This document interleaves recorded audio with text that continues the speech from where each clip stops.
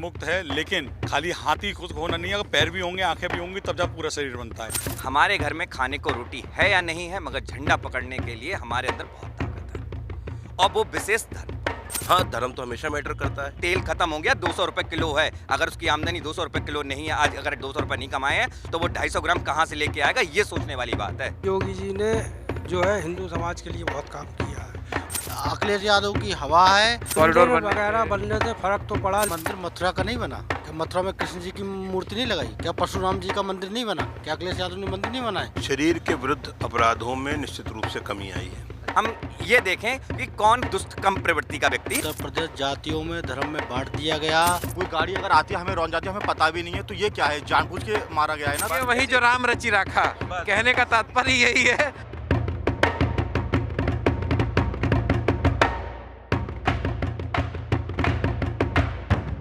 शहर से घूमते फिरते हम पहुंच पड़े उस जगह पर जहां पर काले कोट का जमावड़ा ज़्यादा होता है।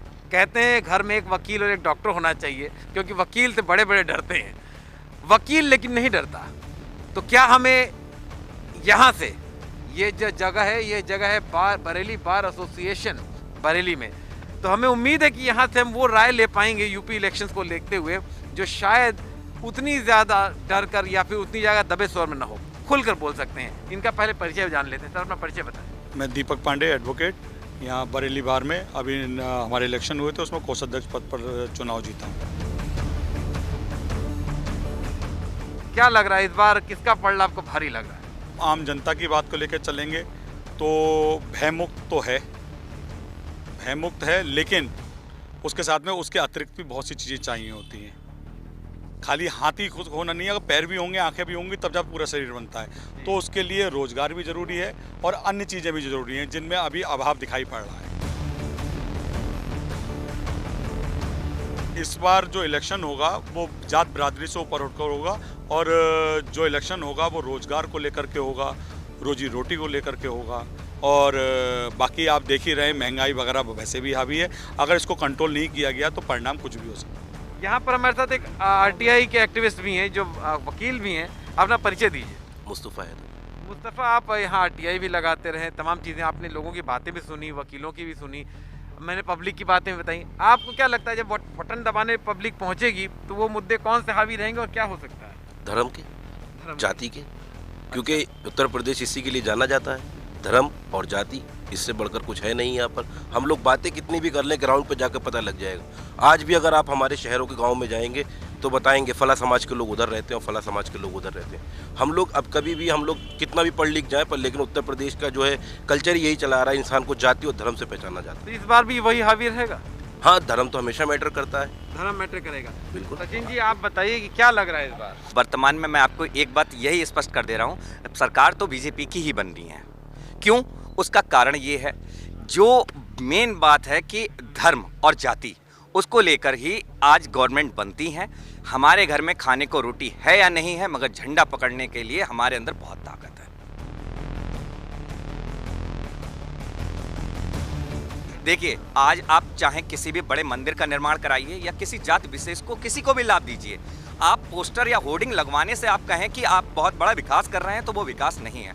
विकास वो है जो हमारा युवा है बहुत अच्छी तरह से बेहतर अपने परिवार का पालन पोषण कर ले, तो सरकार की सबसे बड़ी उपलब्धि होगी कि वह उसके घर में उसके बच्चे अच्छी शिक्षा पा जाएं और उसके घर में सुख शांति बनी रहे। शाम को ये ना हो कि तेल खत्म हो गया, 200 रुपए किलो है, अगर उसकी आमदनी 200 रुपए किलो नहीं है, आज अगर 200 रुपए नहीं कमाए हैं, तो वो 250 ग्राम कहाँ से लेके आएगा, ये सोचने वाली बात है। जो योगी जी ने जो है हिंदू समाज के लिए बहुत काम किया है, और मैं समझता हूँ कि उस हिसाब से तो उनकी सरकार आनी चाहिए। बाकी अपनी अपनी ओपिनियन कौन नहीं, उससे कुछ फर्क पड़ा है मंदिर बनने से और कॉरिडोर वगैरह बनने से फर्क तो पड़ा, लेकिन बेरोजगारी तो एक मुद्दा है। चलिए सर, अजय बताइए। क्या मंदिर मथुरा का नहीं बना क्या? मथुरा में कृष्ण जी की मूर्ति नहीं लगाई क्या? परशुराम जी का मंदिर नहीं बना क्या? अखिलेश यादव ने मंदिर नहीं बनाए? लेकिन बनाए हैं। इस सरकार ने क्या करा, लुंगी बाबा ने क्या करा कि कोई शिक्षा व्यवस्था, अस्पतालों, कोरोना व्यवस्था, सारी व्यवस्था उठा के देख लो। आदमी दिल्ली से पैदल जा रहा है अपने गांव, 600 किलोमीटर चल रहा है। बरेली का दुर्भाग्य है कि वो जो है यहाँ इंडस्ट्रियल एरिया नहीं है। आज पढ़ा लिखा आदमी जो कम से कम वेल ग्रेजुएट है पर्सन, और वो शाम को नौकरी करता है 12 घंटे की, और केवल आमदनी उसे होती है सिर्फ 6,000 रुपये। ये दुर्भाग्य है हमारी बरेली का। यहाँ बिजनेस एक नाम की चीज़ नहीं। बिजनेस क्या करेगा? आदमी ज़मीन बेच के आएगा और ज़मीन बेच के आके यहाँ रोज़गार करेगा, वो भी 6 महीने में स्टेब्लिश होगा। हमारे लिए क्या है? हम तो कागज़ और कलम लेके हम जो अपना काम करते हैं, एक गरीब असहाय के आदमी की सहायता भी करना चाहते हैं, तब नहीं कर पाते हैं। क्यों? पेट की भूख। आदमी कहाँ से लाएगा पैसा? भाई हम अगर उससे नहीं लेंगे, अगर हमें मिल रहा हो, हमें लगता है कि हम 6 घंटे हम अपनी बगालत कर रहे हैं, 2 घंटे हम एक्स्ट्रा काम कोई करेंगे और वहाँ से हम पैसा अपना निकाल लेंगे। मगर यहाँ क्या है? बरेली का दुर्भाग्य है, केवल और केवल पोस्टर में छपवाने से, बड़े बड़े फोटो से किसी से नहीं होता। चाहे वो सपा छपवाए, चाहे वो बीजेपी छपवाए, मुझे उससे कोई मतलब नहीं है। सिर्फ और सिर्फ ये है कि आप जमीनी स्तर पे आपने विकास क्या किया। आज आप रोड डाल देंगे, आज सिविल लाइंस बहुत अच्छा कर देंगे, रोड भी वो होगी जिसमें जो है कंक्रीट जो है 2 दिन में छुट के बाहर आ जा रहा है। ये विकास है? ये विकास नहीं है। ये सिर्फ और सिर्फ क्या है? एक छलावा है, और जो चुनाव के दौरान दिया जाता है। लॉ एंड ऑर्डर की क्या सिचुएशन है? लॉ एंड ऑर्डर की स्थिति इस सरकार में हर सरकार से ज़्यादा बेकार है। अच्छा जी। और इस सरकार में ना ही तो कोई विकास हुआ है जी खाली इंसान का दिमाग जो है डाइवर्ट किया गया है। जी जी। और ना ही रोजगार भी छीन लिया। अच्छा, हाँ। तो एक चीज़ मैं यहाँ पे पहले डिस्क्लेमर लेना चाहूँगा, कोई पार्टी से जुड़ा हुआ तो नहीं है कोई? अगर कोई है तो प्लीज़ बता दें, ताकि उससे हम लोग दर्शकों को बता सकें भाई हाँ हम पार्टी जुड़े हुए हैं। नहीं, वैसे किसी पार्टी से आप किसी पार्टी से? हम अधिवक्ता पार्टी से, हम अधिवक्ता हैं। हम समाज की बात को बड़े, आपने जब भी कहा कि भय मुक्त, वाकई में हमें अब कोई बात कहनी है तो हम अपनी बात को प्रेजेंट करेंगे। मेरा नाम अंतरिक्ष सक्सेना एडवोकेट है। अंतरिक्ष जी, आपको क्या लगता है बरेली में लॉ एंड ऑर्डर की सिचुएशन क्या है? मैं मानना चाहूँगा कि शरीर के विरुद्ध अपराधों में निश्चित रूप से कमी आई है। अच्छा, शरीर के विरुद्ध अपराध थोड़ा डिफाइन कर दीजिए। शरीर के विरुद्ध अपराध हैं, मारपीट हो गई, तोड़फोड़ हो गई, गुंडागर्दी, गुंडागर्दी हो गई, रंगदारी हो गई, ये है छोटे मोटे जो क्राइम होते हैं। ये जो है, जहाँ मैं या कोई भी व्यक्ति किसी पर्सन को एक्सटॉर्ट करता है, उस पर बल प्रयोग करता है, उस पर गैर कानूनी तरीके से उस पर किसी भी तरीके का फोर्स इम्प्लांट करता है, तो वो है शरीर के विरुद्ध अपराध, जिसका कानून हमें कहीं से कहीं तक कोई परमिशन नहीं देती। दूसरा होता है संपत्ति के विरुद्ध अपराध।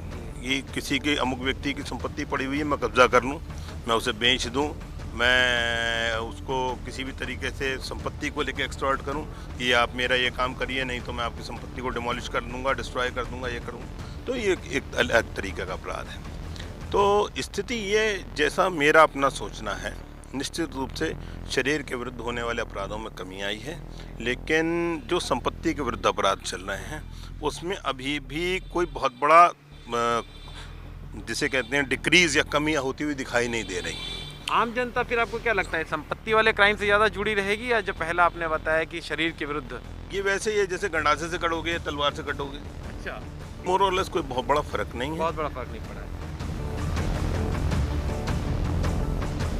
अंततः क्या होता है, ये हमें वोट जब करने जाते हैं तो हमें यही सोचना होता है कि हम ये देखें कि कौन दुष्ट कम प्रवृत्ति का व्यक्ति है, और उसी के अनुसार हमें ये लगता है कि ये पार्टी सही है तो हम इन्हीं को वोट दे देते हैं। बस यही है, इससे ज़्यादा कुछ नहीं है।